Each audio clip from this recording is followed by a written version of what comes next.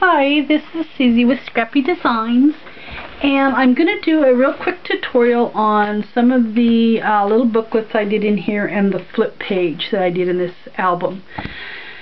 But to start off, I want to show you that this is what I use, the Recollections craft envelopes. I got them at Michael's.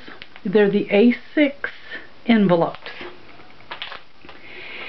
And my covers are chipboard. And this is kind of what my chipboard looked like. It's just a real sturdy chipboard. And you'll need two pieces, and they are 6.5 by 4 3/4. Then, for my eyelets to be set, I measured 1 inch up and then 1/2 inch coming up from the sides. And that's where I marked my holes to give me enough space where it wouldn't tear or rip, or it would just be a good spot.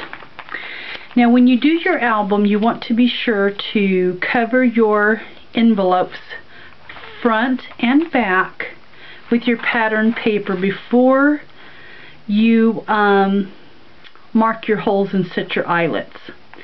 And also, any mat that I have on just a page is going to be a 4 1/4 by 3 1/4 in a plain cardstock, and then my pattern part of the mat is going to be a 3 by 4, and then that way it gives me a little bit of edging around the mat there.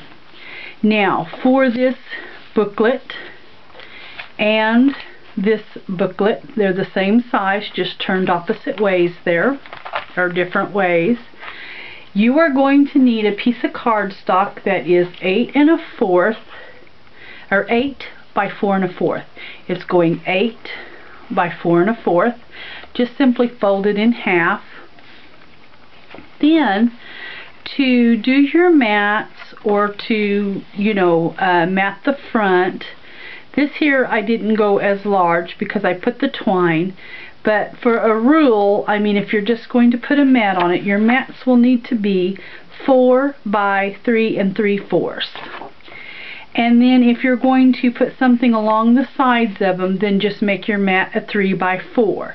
Just make it a little smaller so that you have some room to set something, beside it. Like in this one, I went 3 by 4 and then added a little bit of the alphabet there. Then, for this one back here, all I did was the same thing. I got me a tab punch, and I actually put my tab punch on first.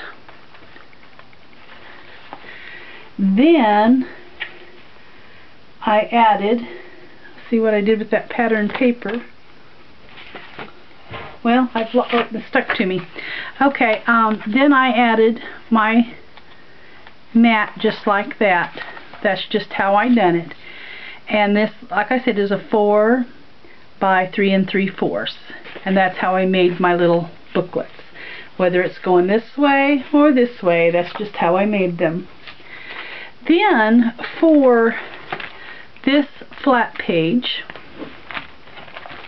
you are going to need your craft envelope. On all the other pages that don't have a flap, be sure and seal this down. But for the flat page, you don't want to do that. You are going to need two pieces that are 6 3/8 by 4, and then one piece, and all your pages that aren't a flat page, but all your pages for your envelope should be 6 3/8 by 4 5/8. They should just all measure that, and they will cover your envelope really well.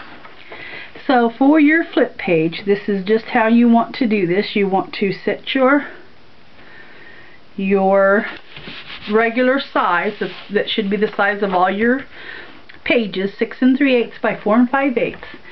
You want to take your smaller one, that is going to be the 6 3/8 by 4, and you're just going to put it on that flap. Then you're going to take your second envelope, that is, or your second pattern paper, and you're going to line it up just absolutely even there so that you can't see anything. You know, you can't see your other page. And that's exactly how I made the flip page. You know, and then if you want to round your corners on your flip page, you can, but I wouldn't on the envelope part because it'll just make your envelope split open. But anyway, that's exactly how I made it.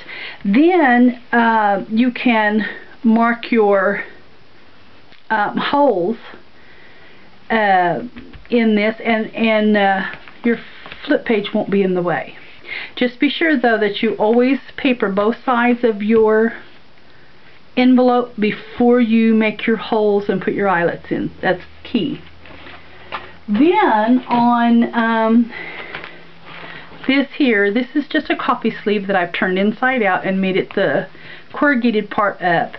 This is just a 4x4 tag, and that is pretty much everything other than just, you know, some of your embellishes in this mini album.